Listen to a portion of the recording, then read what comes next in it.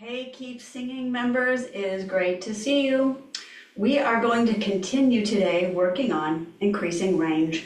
In the first week, we talked about properly warming up your voice to work on range.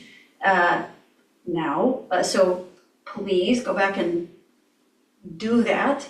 Listen to it, do it. That's a warm up and some admonitions for you regarding warming up, but a warm up to prepare your body and voice to really get the most out of any effort you're going to put into attempting to increase your range. Now, of course, singing a lot and all the time will do this for you, but this is if you want to systematically do it.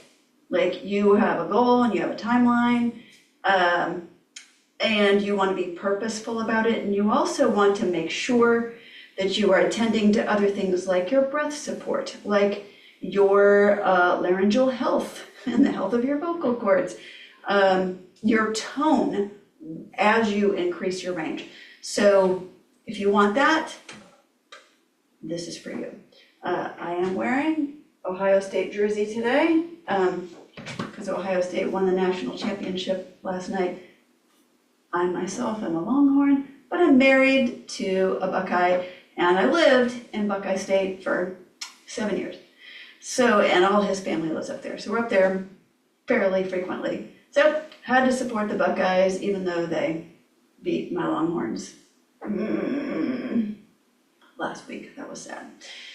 At any rate, let's get into it. One principle I want you to be mindful of is please do not worry about your voice type. Please don't worry about your voice type. Please don't worry about your voice type. The fact that you are categorized as a soprano 1 or 2 or alto 1 or 2 or tenor, bass or whatever, basso profundo. I mean, the thing about it is, what you want to do is warm up and work out your entire range. This will actually, okay, why not worry about your voice type or your vocal fox, which is the German expression for those categories? Why? Here's why. Those categories were created, I'm sorry, I'm stumbling over my words today. Those categories were created in order to place the proper voices into roles or parts in choral works. So opera, music theater, choir. Those are instances in which it is not only helpful, but it is imperative that you know where your voice type sweet spot is. Now your sweet spot is called your tessitura. I'm not going to go into that too much because I've covered it elsewhere, but as a little reminder, tessitura is really the sweet spot of range for any given voice. It's where that voice will produce the best tone with the least effort and the most resonance, all with the least effort. It's where that voice has its golden hour. It's where that voice shines. So you can identify your tessitura fairly easily by singing up and down your range. As we do these exercises, take note and literally take notes. Take note, get out a little pitch app. I use a pitch app called On Pitch, and that will, here I'll get it out while I'm talking, but that will help you know exactly what note you're on at any given time.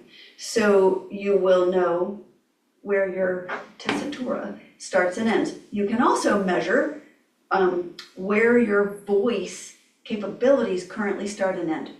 I highly recommend you take out your singer's notebook, you have one sheet of paper that's dedicated to range. And You should have done a range test at the beginning and you're starting if you have been tracking with the emails and with the modules, then you're gonna probably already have this app somewhere and you will be able to know where you started from. That's the beautiful thing, is creating benchmarks, right? So this is on pitch. And so say, for example, there we go. So say, for example, if I sing my lowest note, it's basically an E3. So if you're on the keyboard, that means it's the third octave on the keyboard. For me, that is pretty darn low. And it's not, you can tell, it is not my greatest tone quality. It's nothing anybody's gonna pay me to do, right? My highest note, and I am not completely warmed up to that yet, but my highest note is E6. See how it flashes up there? E6. So that is my highest note when I'm fully warmed up and I've been singing for a while, and I can go that high. The E6 itself doesn't sound amazing. D6 is pretty solid. It sounds pretty good. E6, again, probably nobody's gonna be paying me to sing that note. However, in a pinch, if I need to be up there, I can, warmed up properly, but also, you always want to vocally exercise further than you intend to sing. It's that principle I've talked about before in brief about like a marathoner will not just stretch, or really it's, I don't really run anymore. It's been a very long time, but my understanding from around what I used to do when I used to run, the most I ever ran was 8 miles, but I used to regularly run 8 miles. And what I would do is warm up a bit, do a light stretching, run a mile, stretch more, okay? So I would warm up my body and then I would stretch more. So, and then if I knew I was gonna run a long distance that day, I would stretch slightly further than my body needed to move. So that my muscles would be on notice. And to know, hey, we're gonna push it a little bit today, we're gonna go farther. And my understanding is marathoners, and I would suspect hurdlers do this too. I have never successfully hurdled almost anything in my entire life, but especially not a hurdle itself, like an official track hurdle, not happening. But from my friends in high school, there's the last time I was really friends with a bunch of hurdlers, they would stretch like crazy because they had to make sure everything was gonna move into place. So it's the same type of principle. If you know you're going to have to sing to a certain point in a song, then you wanna exercise your voice past it. So I wouldn't sign up to sing anything regularly that's E6. I mean, I really don't know that many things that are regularly E6, many pieces.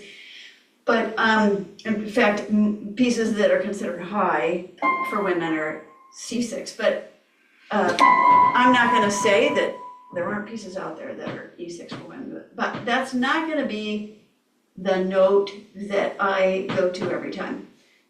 If I, at this point in life, if I was needed to sing something that was higher than that, I would not do it. So I couldn't do it, I wouldn't do it. I mean, I might be able to squeak it out, but it would be horrible. Nobody would want to hear it. So, all right. So we're gonna do some exercises. I'm gonna teach you some exercises, and then you will have the exercises recordings below this, but I'm gonna teach you the shape of them here. So I'm gonna teach you my tried and true ones. We have done the Rossini scale, the 1.5 octaves scale before. And it is phenomenal because it covers a lot of ground. If you haven't warmed up yet today, do this on a fricative or get out your glass, your SOVT training device, whatever that is. I will show you mine. You can use a straw. I'm going to use my surgical tube with my clamp. And because I warmed up a little bit, but not much. So I'm in the same boat, all right? Because it's morning, and this morning I took my kids to school and then did errands, right? And then I had to clean the office, or else you would have seen papers and files all over the floor. Not that that's not my reality, but you don't have to see that. All right, not tight enough. So you want to give yourself some vocal resistance.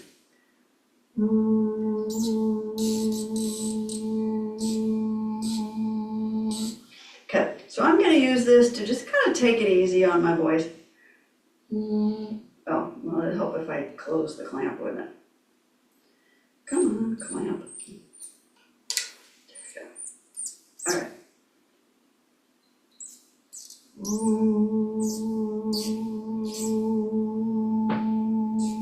So now if you are doing this with your straw and a glass with bubbles, then awesome. You will, straw singing, then, get your glass, a tall glass, if you have one, or at least one where the water can be at the bottom, it's not gonna splash all over you, okay? And I've got my tube closed, not all the way. I mean, if it's all the way, I wouldn't be able to sing through it. But where I feel a bit of resistance, we're balancing the equilibrium of air pressure. We're more balancing. It's still going to be unbalanced. It's still going to be more pressure going this way than going this way, but we're going to just relieve our vocal folds as we are able. Okay, now I am going to sing this. We'll keep it in a kind of like a normal range for me. C, A.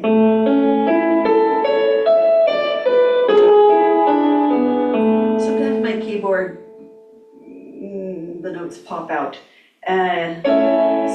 But that is the pattern. If you are keeping track of the numbers, 1, 3, 5, in the next octave, 1, 3, 5, 4, 2, and then 7 in the lower octave, 5, 4, 2, 1.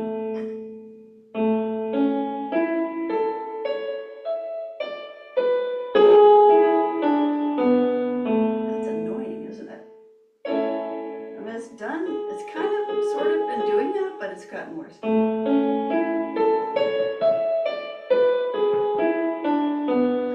Now, on a day when you want to work out your range, this is a great one to do that. Start with this, start with your regular daily warm-up, according to whatever goals you have set for yourself. Do a typical warm-up and include a couple of these in it on fricatives or straw singing, and be gentle on your vocal folds. And after you have done your typical warm-up, put in one of these Rossini scale or 1.5 scales, the 1 through 5, 1 through 5. But during your warm-up time, use SOVT, semi-occluded vocal tract training. Use that. Use your straw singing or your fricatives, J, Z, or V.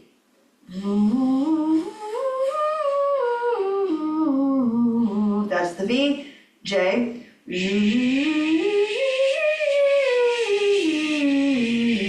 Z,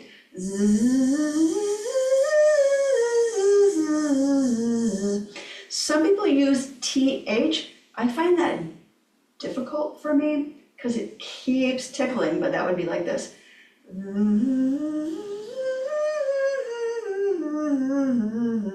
It also requires my tongue to go too far forward, and I feel too much jaw participation and a little bit of, I wouldn't call it straight up strain, but enough strain that I am noticing the muscles tense in my jaw. So I tend to not use that, but some people do. You gotta find the ones that work the best for you.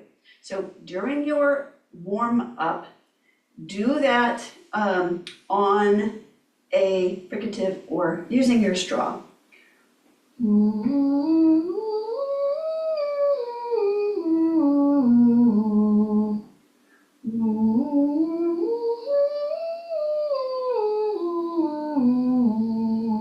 Okay, then when you have warmed up and do that up and down your range, you can use this. You can use on pitch. Find out where you're starting from. Just find a pitch that's comfortable. If you don't have a keyboard, find a pitch that's comfortable. My go-to pitch is, it's usually F or F sharp. Well, today it's an A. There it is, so A3, so which is this on the keyboard. So middle A, the A that's closest to middle C. And so what you can do is find where you're starting.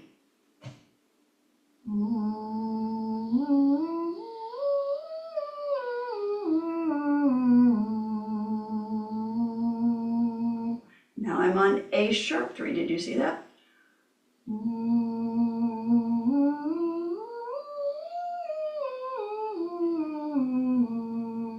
Check your pitch when you get to the end.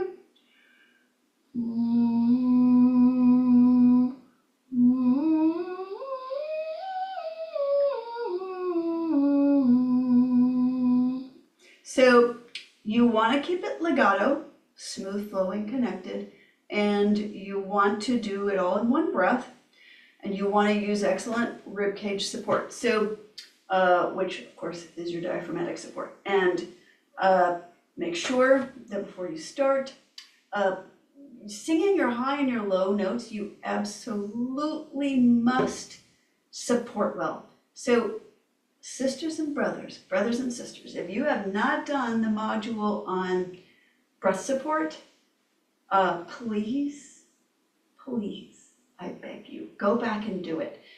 There is simply no substitute for breath support. If you do not learn breath support, you can do vocal damage, yep. But B, you will not get the most that you can get out of your range and out of your voice. You won't get the most you can get. Learn to support, learn to support, learn to support. Because supporting and tone control and pitch control does not come from here. This is only where the pitch is created by the frequency of the vibrations of your vocal folds, and the air sound waves that are produced from that. But the good breath support is what gives you consistent airflow, which will give you a more consistent tone and give you a more connected voice, and will also enable you to find your resonance in your high and your low voice. I can't say it enough. I can't say it enough. Learn to control. Learn good, solid breath support. It's not, I mean, it is breath control, but like breath support. All right. Another one that is fabulous for extending range is one that helps you kind of nail that high one. And again, and this is basic. There's no, I mean, yes, you can do rhythmic, voice exercises and stuff like that. Super fun, love them. But if you want to just get the job done, is gonna get the job done, okay? Not fancy, is old as the hills, but it gets the job done. So I'm gonna use middle C, so I'm gonna use the C octave. This is basically, let me play it for you.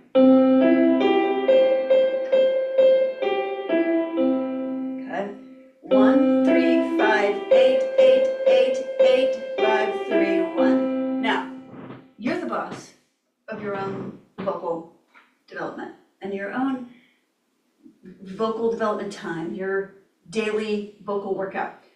You can use this how you would like. This isn't super conducive to fricatives, but it is conducive to SOVT. Using straw singing does work with this, okay? So you can start with your straw if you'd like.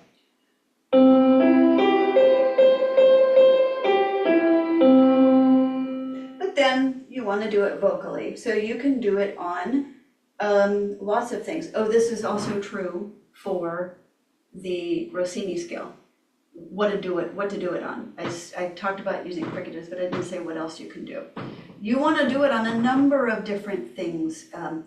Consonant vowel combinations. Mix them all up, do what comes to mind. Write down the list in your notebook that is just like, these are all the consonant and vowel patterns or combinations that I would like to do. You want to try to cover, maybe start with things like and things that are plosives like b, or things that involve focus resonance like labial consonants like m, and you know, have to start with your brightest tones like ah and all that kind of stuff. Work your way to them. They'll sound way better and you'll go way higher and lower with those brighter tones if you start with the and also ba, rather than the brighter ones, ba. Okay, so, but here is an example on ba. Okay. And use the plosives. You let your lips burst it out of there. This isn't a lips. This is not a lesson on articulation. It's not. This would be great for working on articulation. Lots of plosives, but it's great just to kind of get yourself into the ba mindset. You want to keep. Seth Riggs refers to it as your kind of dumb voice. Duh. Ba. That helps keep your larynx from rising. I don't want you to depress your larynx. I don't want you to lower it, but I want you to not let it rise. So chin at conversation level, let your resonance move and let it move. We've talked about resonance elsewhere, so please do go back and look at that.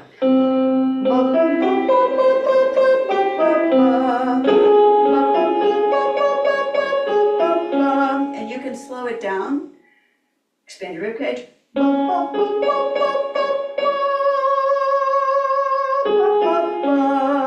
Just to do different things. You can also, after you're a little bit more warmed up, you can do some dynamics workout stuff. So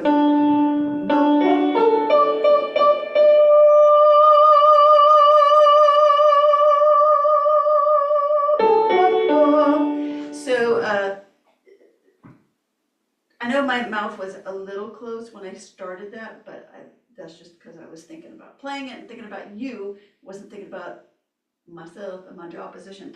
But I quickly remedied that. You want to make sure that you are opening well, that you're giving space in your mouth.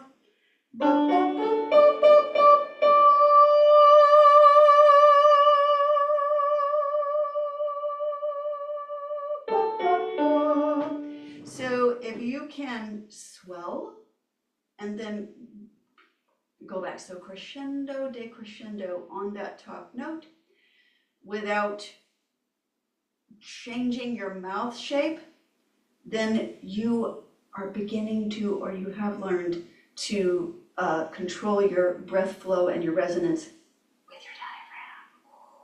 So it's very exciting. All right, so that is a really good basic one. I have covered the Nia exercise everywhere, but I love it. I will go over it really quick. We break it down into 3 parts. The first is a jump on knee, connected slide, okay? All the way up the octave. Don't shift yet until you're at the top of that octave. At the top of that octave, part 2 is you're going to, part 1 is still the slide on knee, knee, and then you're going to shift to ah. Knee, ah. Okay, part 2 is the Ariel or the Little Mermaid. Ah. Okay, that little thing she would do. Ah, ah, all that kind of jazz. Good. Knee, ah.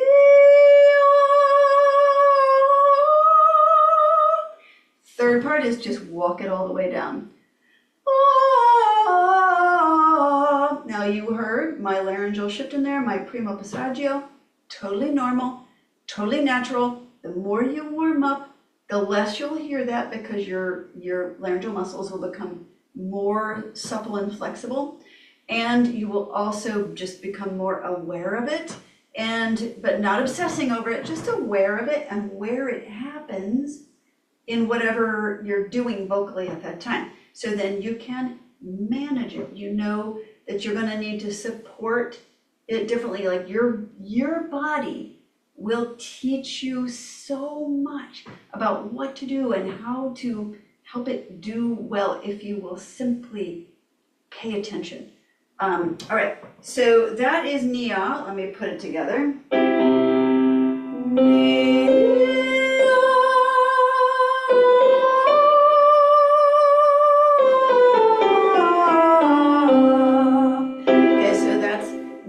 Love that one, work that one up and down your range. Again, you can also use that dynamically.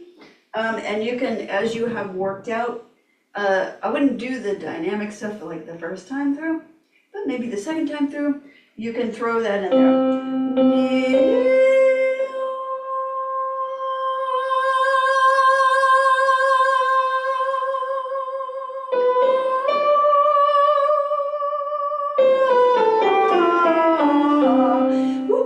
That whole breath.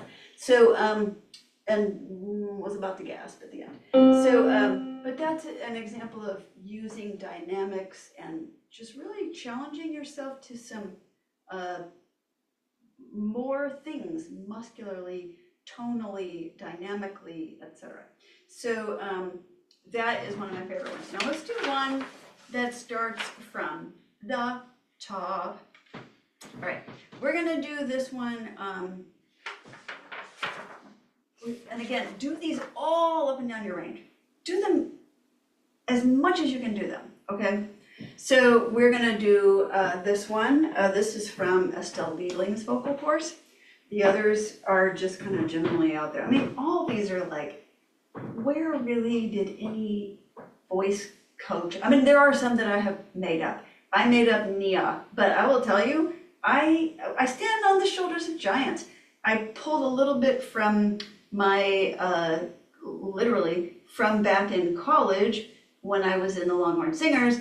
Morris Beecher was our conductor, and he would have us do warm-ups, and there was a part of Nia in there. And then I kind of added it together with something else. So you can do that too.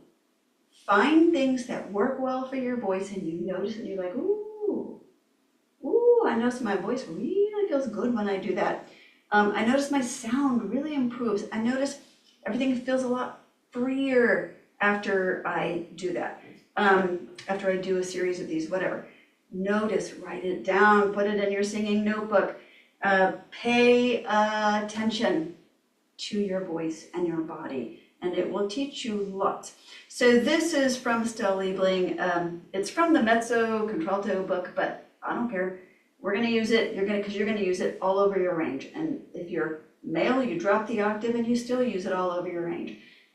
Just find a place to start and start there, and then go up by half step and go down by half step.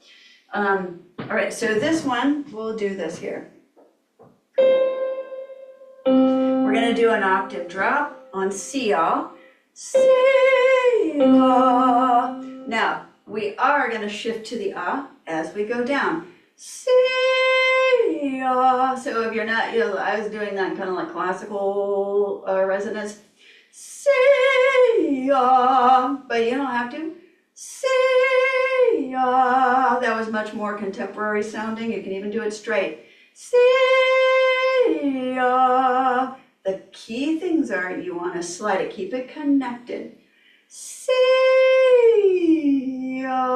You're gonna have to go through your primo passaggio somewhere in there. Pay attention and figure out what you need to do with your breath support to help that happen. Let the shift happen and then support it well the rest of the way. But you are gonna shift from E to ah. C-ah.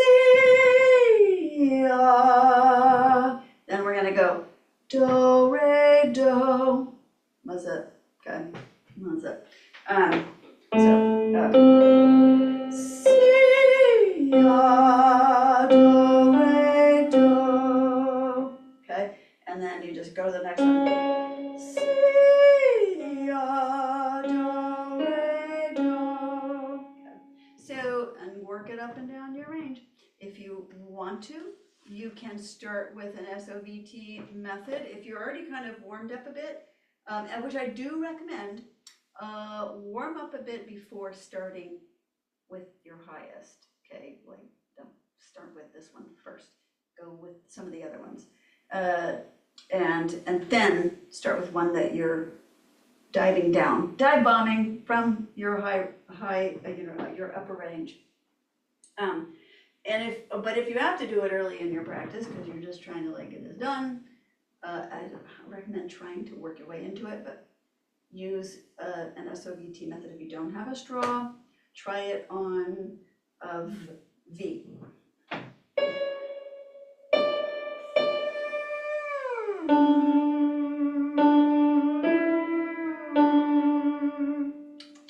Yep. So try it on V and try it on J. Oh, sorry, I said J and put J and then I went to Z. J.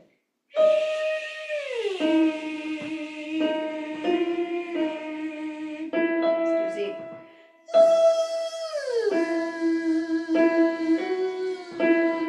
You will notice using SOVT voice training that you it just is easier. It's much more comfortable when you're warming up. It's much more comfortable for your larynx because you are balancing that air pressure more. It's not going to be totally balanced, or you wouldn't have. There would be no sound. So it's still going to be more, but you are taking some of the pressure off the larynx early on in your practice. All right, so there's that one. Those are really, well, let's do one more. Okay, so we're gonna do, we're gonna use C-ah again, but you can do this on Mi-ah or T-ah or something like that. Just notice the effect the different consonants have on your voice. So we're going into C because we're gonna use C. I don't know why she chose C, she just did. This is a cell labeling vocal course exercise. But, and I've always done it on C-ah, but there's no reason why you couldn't do it on Mi-ah or something else, okay? So probably for the best, I don't know. But here it is. Okay, so we're gonna go, and we're gonna do, once we shift to the ah on the top note, let me give you the pattern for that. 6, 7, 8, 5, 3, 1. 6, 7, 8, 5, 3, 1. Remember to keep your jaw dropped, keep lots of space as you do the whole thing. So we're gonna hit the ah on the top note and then carry the ah all the way down. Support it all the way down. Keep your jaw dropped all the way down, not up. See ah. Okay, down. See ah. Keep your jaw dropped. All right. See ah.